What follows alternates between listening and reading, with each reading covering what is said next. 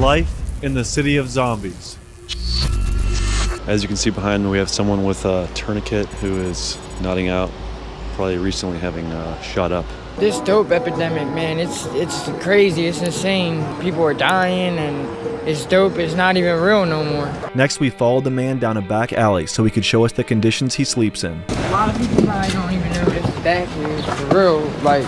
So yeah, I guess we're in this kind of abandoned homeless apartment complex. All right, so we're gonna get a little look of his room here. How many people sleep in this one room? Right now, it's like 6 of us. It's a small room, as you see. What do you think the square footage of this place is? About 2 arms length. And she's okay, right?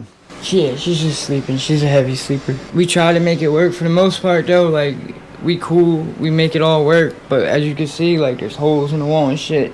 Like, we get frustrated. I mean, we're at the bottom of the bottom down here. Man, don't you get nervous about having the uncapped syringes? Stepping on them or something? I try to, for the most part, I try to tell people to put them away and all, but I'm trying to get on methadone myself, or maybe Suboxone, some type of program to get my situation better. And I'm just slowly trying to work my way back to doing what I gotta do and get clean and just stay positive, I guess. That's all you could really do. And that's our cat, yeah, Garfield.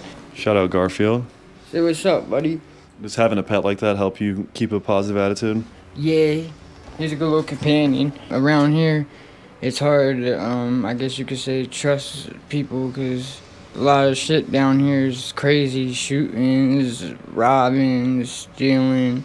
Is there anything else you want to say to the people out there? Just for everyone, this ain't the place to come. This shit is bad out here. So, what's your name? Pat. How long you been living out here, Pat?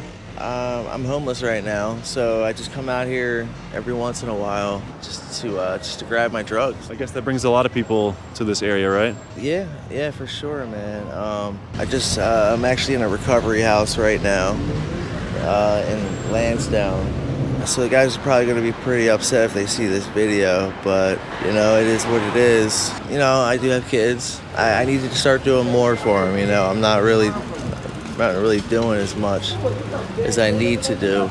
Yeah, this is from oh my gosh. That's from fucking I had a ruptured kidney. Oh man. Yeah, so that was from laying down, basically. Brother, I'm sorry, man. It's all good, man. It's the past. I appreciate that. Like, even though I'm in a recovery house, there's nobody right now leading us all in the direction that we need to go. It's kind of like, once they get their money, like they get a couple thousand for each person in there, and that's all they care about. You know what I mean? They're not trying to give us to that second step, which is like, help us find a job. Like, help re-assimilate back into regular society. Yes. The drug is so powerful that I need more help. I'm one of the guys, also, of many who were as a child, and I got to deal with that. And that's one of the main reasons I started using. My dad dipped out early, and my mom, she's got a lot of problems herself, just like I do, and a lot of abuse growing up. So it's tough, man. I'm looking for a way out, man. I don't know. I know it doesn't help with me doing drugs. My message is just talk about it. Just try talking about it, because this kind of helps. I might go get high right after this. I am going to, but I appreciate it. You guys pulling me aside. I really am thankful for this moment. I heard a little bit of your story. I gotta let you know, I work for the city. I'm getting ready to open up a program right here, Rising Up Recovery. Tomorrow after 11, I can meet you and take you to the intake, get you processed. You gotta want to do it yourself. We can get them the help, but majority of that work is gonna be on them. You gotta be willing to want it. I wanted to talk about this tranq stuff that is becoming prevalent recently out here. What exactly is it? It's a horse tranquilizer. They're using it because it's a cheaper high. It doesn't last as long as heroin, but the heroin is no longer down here. It's just fentanyl, right? It's fentanyl and tranq. And I have to let the world know what this tranq does. This tranq eats you from the inside out. Yeah, you can't do that right there, Pat. You guys would like to see me do some tranq? Obviously, my ideal situation is you don't do it. Yeah, no, I certainly would. You're doing it no matter what. Yeah. All right. Are you going to get it and then you come back here? All right, we'll wait here. Kensington is the most dangerous neighborhood in the United States as of right now. It's called Hello Kitty. And this is the trank. Yeah, apparently that's what they said. No. So this shit is just available everywhere down here, yeah? Yeah. Because you just went 20 seconds away and got it. Yep. And I guess you're already getting excited before you even get it, right? Just knowing it's coming. Oh yeah, the endorphins. You know, everything's gonna be all right. No alcohol swabs to clean your arm before? No, I just make sure I take a shower. Oh man, right into a sore.